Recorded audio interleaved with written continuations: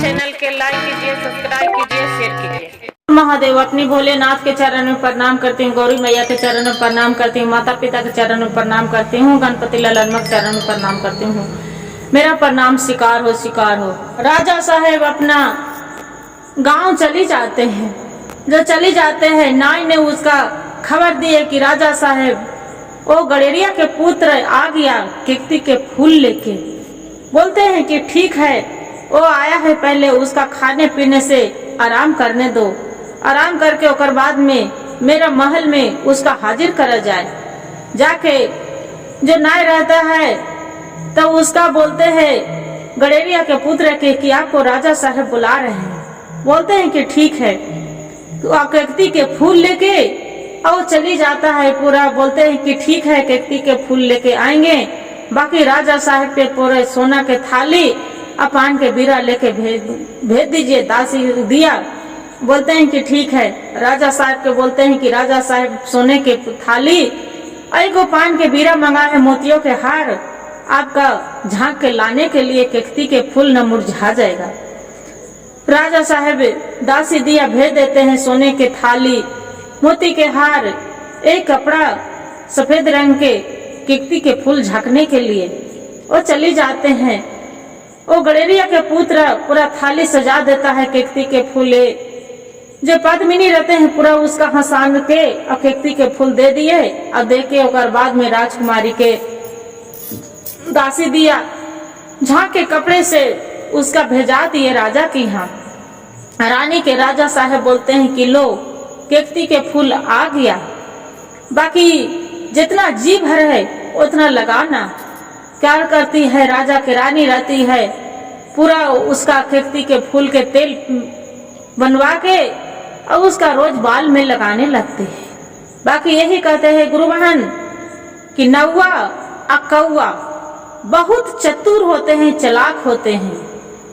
अब उसका जो नाव थी तो उसका दिल में खटकने लगा कि अरे इसका तो 4 गो रानी बहुत सुंदर सुंदर है, ये गड़ेरिया के पुत्र तो बहुत चतुर है, इतना धन दौलत भरल है, काहे न इसका 4 पत्नी के हम राजा के पास भेज दे। मन में उसका विचार करने लगा। गुरु बहन, अब यहाँ से दूसरे भाग में सुनते जाइए। जब चलने लगा तो राजा साहब के गड़ेरिया के पुत्र बोलता है कि राजा साहेब आपको तो एक दिन ला के देते हैं, रोज कितना लाइएगा? उसका केकती के फूल गड़ेरिया के पुत्र के, गड़ेरिया ही के तो उसका ही तो 4 गो रानी है, वो तो आप लायक है, वो क्या करेगा गड़ेरिया के पुत्र? जे उसका रानी के आप रखिए राजा साहेब। जे केकती के वो हंसता है तो केकती के फूल झरझरा के गिरता है। राजा साहेब पूछते हैं कि आपको कैसे मालूम? अरे राजा साहेब, हम जो गए थे उसका हम दाढ़ी बनाने, बाल काटने, तो अपना रानी से मांगे तो देख रहे कि उसका घर में खुशबू मार रहा है, और कुछ रानी ले हंस रही थी पद्मिनी, तो पूरा उसका झरझर फूल देखे कि गिरने लगा है। बोलते हैं कि नहीं, ये बात पर नहीं मानेंगे, अपना ठकुराइन के बोलना। ठकुराइन के भेजता है कि जाके सच में बात पता करो। ठकुराइन जाके पता करती है तो बोलते हैं हाँ राजा साहेब, ये तो सही बात है। कुटना लग गया गुरु बहन।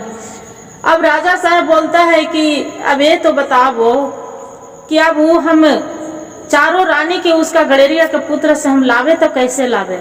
बोलते हैं राजा साहब तो बहुत आसान काम है, कोई कठिन थोड़ू है, ज्यादा कठिन वाला बात नहीं है। बोलते हैं कि कैसे? ये काम करिए, 20 मन धान दे दीजिए, अब बोलिए कि इसमें से 1 चावल नाकट नहीं होना चाहिए, न 1 चावल कम होना चाहिए, और रात भर में मेरा पूरा चावल मिल जाए के चाहिए। बोलते हैं कि वो कहाँ कर पाएगा 20 मन धान? कभी कूट पाएगा राजा साहब रात भर में? कोई भी नहीं कूटेगा। जे बिना उखड़ी के, बिना अथी के, मिल के कैसे कूट लेगा? नाखून से कौन छीलेगा?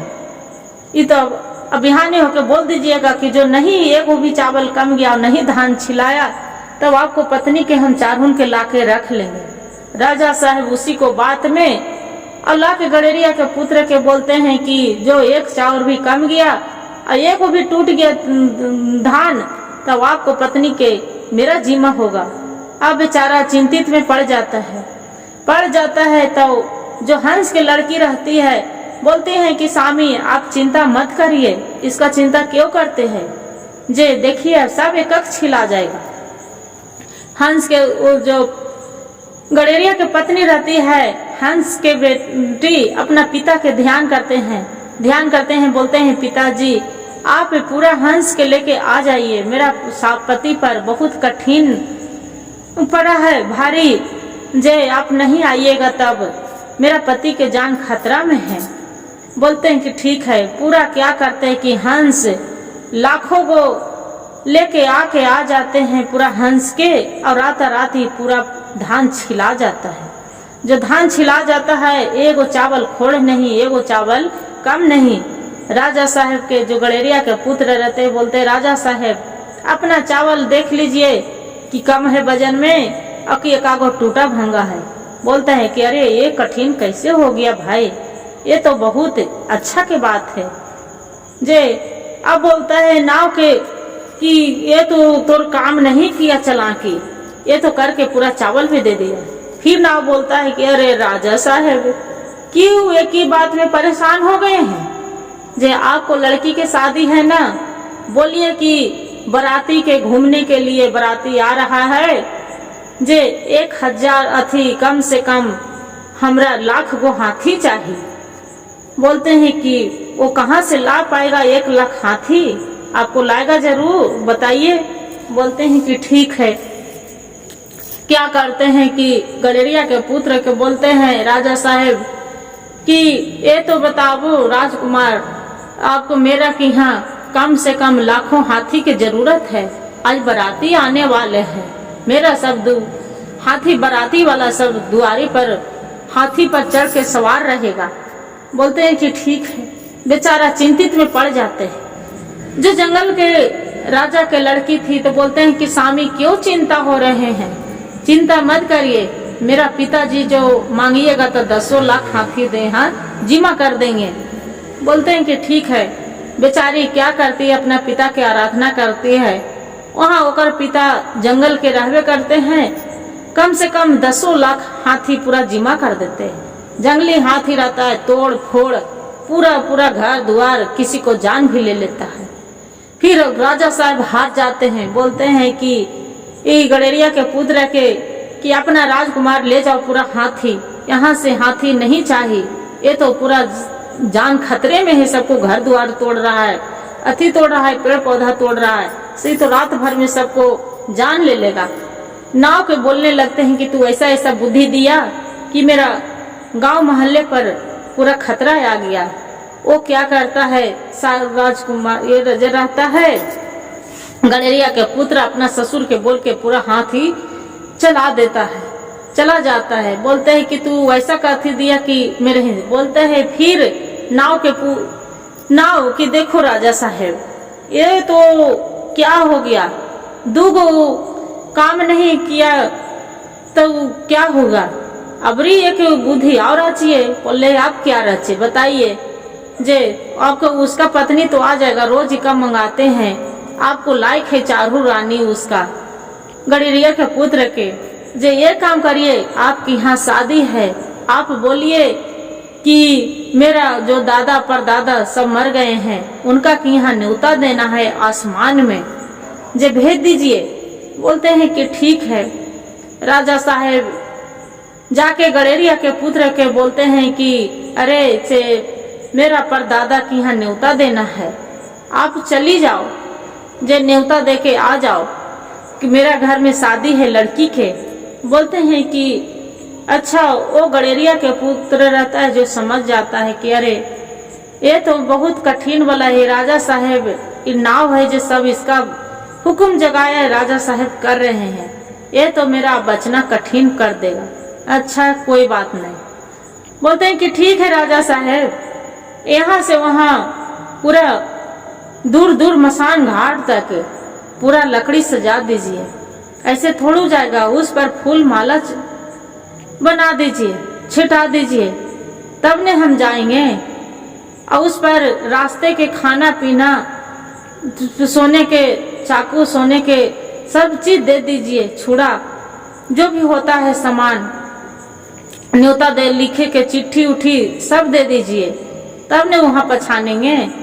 चिट्ठी लिख देता है, पूरा वो चिट्ठी लिखवा के जो गड़ेरिया के पुत्र रहता है, गुरु बहन देखिए भोलेनाथ के, शिव गुरु के महिमा, भगवान के नाम लेके बेचारी गड़ेरिया के पुत्र रहता है कि तरह तरह जो लकड़ी सजाता है मसान घाट जाने वाला ऊपरे, तो वो क्या करता है कि तरह तरह घर बनवा लेता है पैसा दे के। अब चालाकी से घर बना के बोल देता है कि देखो ऐसा बनाना कि तरह कि हम अपना घर में आके आराम करें। बोलते हैं कि ठीक है। वो अपना घर तरफ से जो लकड़ी सजाने लगता है, जो तरह पूरा बना के और वैसे ही कर देता है। और बोलते हैं गड़ेरिया के पुत्र रहता है, बोलते हैं राजा साहब इस पर हम चढ़ रहे हैं, एक काम करिए नाव के बोलिए इसमें आग लगा दे। बोलते हैं कि ठीक है। नाव बेचारा ओकरा चढ़ जाते हैं और नाव के बोलते हैं आग लगाने की कि आप ही आग लगा दो, वो चला जाएगा पहला धुआं आकाश में, चिट्ठी पहुंच जाएगा। बोलते हैं कि ठीक है। राजा साहब गड़ेरिया के पुत्र रहता है कि तरह लकड़ी के जैसी आग लहरता है, आग के धधक से धीरे वैसी घर निये रहते हैं, अपना घर में आ जाता है, आके आराम करने लगता है। जब 3 महीना हो जाता है गुरु बहन, तो ये दाढ़ी बाल नहीं कटवाता है, पूरा बड़ा हो जाता है। जो बड़ा हो जाता है तब आके बोलते हैं कि राजा साहेब हम वहां से आ गए हैं, 3 महीना देखिए लग गया, मेरा दाढ़ी बाल बड़का बढ़ गया है। जे ये काम करिए से आपको दादा परदादा बोले हैं कि मेरे उठा वहां से नाई कोई नहीं है, जे नाव की खोज है से नाव के भेज दीजिए। जो बोले हैं कि मेरा वहां से नाव के भेज दीजिए, मेरा पुत्र के नाव है जिसका जे दाढ़ी काटने से बड़का बढ़ गया, से देखिए मेरा भी दाढ़ी और बाल कितना बड़ा नाखून बढ़ गया है। बोलते हैं कि ठीक है, ये तो बहुत अच्छा की बात है। ये नाव रहता है तो बहुत खुश होता है कि अरे ये आ गया तो हम क्यों नहीं आ जाएंगे। बोलते हैं कि ठीक है। तो कैसे गया? बोलते हैं गड़ेरिया के पुत्र की देखे नहीं कि आप ही लकड़ी सजाए थे पूरा चिता के लिए, उसी चिता पर हम चढ़ के तो गए थे, आप ही ने आग लहराए थे। तो बोले हाँ ये तो सही बात है, हम ही तो आग लहराए थे। बोलते हैं ठीक है। क्या किया कि ठकुराइन के बोले कि राजा साहब जो हम जाएंगे तो मेरा ठकुराइन के खाने पीने के सामान दे दीजिए, तब तो हम जाएंगे। क्या करता है कि राजा साहब चावल गेहूं उसका ठकुराइन के यहाँ भेजवा देता है कि जाओ 3 महीना के राशन आप ले लो और फिर अब चला जाओ। सोने के चाकू छुड़ा रहता है, सोने के अस्तूर जो भी रहता है सामान, सब दाढ़ी बनाने वाला सामान उसका दे के नाव के, और वहाँ पड़ी चिट्ठी चपाती जो भी कुछ भी रहता है और भेज देता है उस पर सारे पर बैठा के। और नीचे से जो गड़ेरिया के पुत्र रहते हैं गुरु बहन, देखिए भगवान के भोलेनाथ के ध्यान लगा के बोलते हैं कि अब प्रभु आपको लीला था कि मेरा जान बच गया है और मेरी पत्नी सब खुशी है, बाकी मेरे इसी को रचा हम खेल रहे हैं। भगवान क्या करते हैं इतना, भगवान भोलेनाथ के नाम लेके गुरु बहन इसका आग लगा देते हैं चिता में। और जैसे धाए लहर रहा है राजा के साथ गड़ेरिया के पुत्र, तो बहुत खुशी रहता है कि जस करनी तस भोग ताता, बीच नरक में क्यों पछताता। ये मेरे मारने के लिए पड़ा था, अब यही मर गया। गुरु बहन 3 महीना जो बीत गया, 3 महीना बीत गया। राजा साहब पूछते हैं कि राजा साहब कि गड़ेरिया के पुत्र की ये तो बताओ, तू तो 3 महीना में आ गया था और ठाकुर के 3 महीना बीत गया, बाकी ये तो अभी नहीं आया है, जे क्या बात है, जे सच बताना। बोलते हैं कि राजा साहब वो तो हमरा मारने चला था, बताइए हम तो आ गए, मेरा बुद्धि काम किया हम आ गए। बाकी आपसे हम सच्चाई बताते हैं कि वो कभी जीवन में नहीं आ पाएगा, वो तो जल गया है। हमरा तो भगवान भोलेनाथ बचाने वाले थे तो हम बच गए हैं, बाकी उसका कौन बचाने वाला है। देखिए बोलते हैं कि हाँ, ये तो बात सुन के हम बहुत खुश हैं आप पर कि आप ही को मारने के लिए वो नाव बहुत राह चाल चला था जे उसका बात वो कर मरेगा कि वही दुनिया से चल बसा है।